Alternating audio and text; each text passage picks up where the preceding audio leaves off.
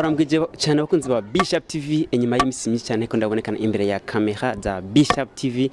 muri kumwe nanjye Shashi Romantique mwamubizi imbere ya kamera aho inyuma turi kumwe na Vini Vita uyu musire nkabona gasoma ikiganiro aho tuganira na Miss Kayanza kugira ngo tumenye ibintu byinshi bitandukanye kuri Miss Kayanza ndetse no ku bintu bitandukanye ku ba Miss nizire ko mumeze neza nyuma y'ibihe bitari bike tuko turabona imbere ya kamera nizire ko mumeze neza abatameze neza namwe navuga ati mpore ibihe birahinduka ko muri bizogenda neza ntatevye rero ngirampe ikaze Miss Kayanza kugira ngo tuganire tubambere tubahereze ikaze kuri Bishop TV maze mudonda ko baradukurikirana nitwa Nibaho Shanice nkaba ndumwigeme yatowe muri Miss Kayanza 2023 nkaba nahejeje ku ishure rya Université de la Tanganyika muri Économie et Commerce International. Eko nkaba ndumunyakayanza ava muri commune Matongo. Eko Miss Kayanza atari Miss mu bundi buzima n'umuntu ameze gute? Ni umu économiste, ni umuntu akunda ibintu by'ama conference. Eko Miss Kayanza 2023 icyiyumviro cyo kujya muri Miss Kayanza cyaba cyaje gute? Bon, en fait ni kubera nsanzwe nkunda intara yacu akayanza icyiyumviro canjemo mu kwitoza muri Miss Kayanza nashaka guteza intara yacu Kayanza kandi no gufasha abajene bo mu ntara yacu. Ego waramaze gutogwa haracigihe utowe mbega ujya mu munsi w'amatora abantu kumwe kumurikana bari benshi amaze kubona ko wabaye Miss wabyakiriye gute wimvise gute? Naranezerewe cyane icambere narashimye Imana cyane kubera sinatowe kubera ubwari ubugombe bw'Imana hama nanezerewe cyane kubera bizomfacilita bizonyorohereza gufasha abajene bo mu Kayanza guteza imbere intara yacu n'igihugu cacu. Ego mwajya amahiganwa aba yaba Miss barashira imbere cyane imigambi mbega we niwe hambwe mu rashize imbere gusumba yindi? Umugambi wanje nari nashize imbere no kwihangira imirimo kubera murazi yuko mu gihugu cacu atabuzi buhari abajene benshi usanga baheze amashure bakabura ico bakora rero nari nashize imbere yo umugambi wo kwihangira imirimo gufasha abajene baba entrepreneur kugira ama exposition y'ama produits yabo no kubafasha créer centre y'aba entrepreneur aho abantu bazoza baraca mu Kayanza bavuga ati ni centre y'aba entrepreneur. Ego Miss Kayanza mbega nibihe bintu mumaze kunguka kuva aho mutorewe mu kuba Miss Kayanza? Kuva mbere Miss maze kunguka byinshi naramenyanye n'abantu benshi. Ego abantu benshi biramfacilita kugira umunano n'abantu ntari nize ko tuzobonana mu buzima. Ego kandi n'abajene bo mu Kayanza baranyumva. Ego kijanye naho n'uburyo ndi debrouiller neza. bati uburyo bwariyongereye gato yarakantu kagafa mu mufati ko bakariyongereye. Ego kariyongere mbega hajya tuvuga mu buzima bwa Miss yose tudafatiye kuri Miss Kayanza. Ego Miss Kayanza mbwa hariho nko muri rusange ndazi n'abandi ba Miss murayaga mbega ubona nizihe ntambamye umuntu akunda kugira iyo yamaze kuba mu Miss? Iyo yamaze kuba mu Miss intambamye urumva nuko mu Miss ategerezwa kwifata neza.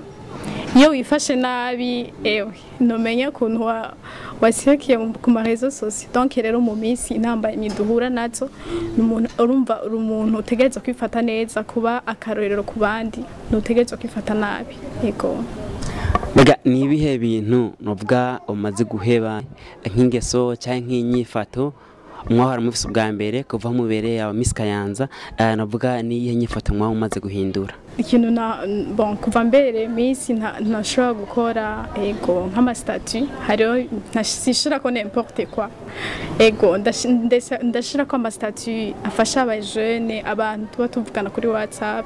ibintu bijanye n'amakuru. Ego hama hari n'ibindi nahevye nko kuja ahantu tuvuge genre akantu kameze nk'akaboate mais ibyo byose narabihevye. na karaoke nawe nyine singenda sohokanye n'abagenzi ngenda n'umuryango yego sinexagero fete gutamba kugira iki we yego kuja muri competition z'abamisi ariko bwa menshi batagira ingufu zo kubijamwo hari ababitinya hari abona umenga umumisi bakumva umenga ntibagize umuhamagaro wo kuja muri ayo mahigano mbega abakobwa mwo bahanura iki bonse umuhamagaro wa bose kubera ni ibintu bisaba yuko premièrement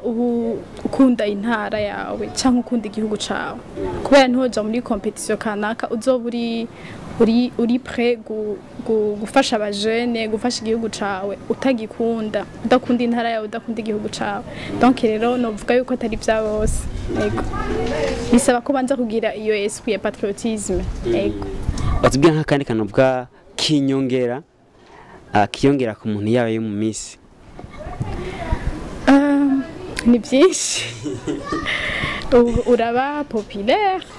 yego wivuza ahantu n'abantu batakuzi baca bagutangarira nyine ati yego biragufasirita fete kumenyana n'abantu kwakirwa bitagoranye deja iyo ubunanye n'umutegetsi muravugana projet yawe akaguhanura akaguha amayide akagutekerera ndetse n'akambaraje nyine yego rumva uba wamubwiye ama projet yawe yego bamusanzweko twavuga muri kano kanya abandi bigeme cyangwa abandi bantu bo mu ngano rwanyu nk'umuntu abafata gute bose bahamagara Miss Kayanza Miss Shanice yego benshi hari igihe bifuza kutwifotozanya yego bon baranshubiye paraporo yindi Miss yego baraborohereza yego ndaborohereza kubera rega kuba Miss ntibisigura yuko abagenzi bawe wari ufise uco baheba oya ubuzima ntibuhinduka ubuma bwa bundi nyene ugumana abagenzi nyene kubera uzobakenera mu buzima reka tubashimiye cyane abakunzi ba Bishop TV mwadukurikiranye nari kumwe na Miss Kayanza mwamenye byinshi bitandukanye kuri Miss Kayanza nanjye nandi bakumbuye kandi ndio rya mbere Miss Kayanza ashoboye kuza nibaze ko mugiye kuzonda mu n'abandi ba Miss abaye mu Miss novuga agira kabiri aciye kuri Bishop TV nizere ko uzoza tabaza nande wa Miss mwamenye byinshi bitandukanye mwumvise akamaro ko kuba Miss mwumvise byinshi bitandukanye muco umuntu ashobora kunguka iyo abaye Miss nizere ko abakobwa mugiye kwitabira mu mahigano y'aba Miss kugira ngo musubiramo kugira ico mwishikanye ko mushoye kuronka vyinshi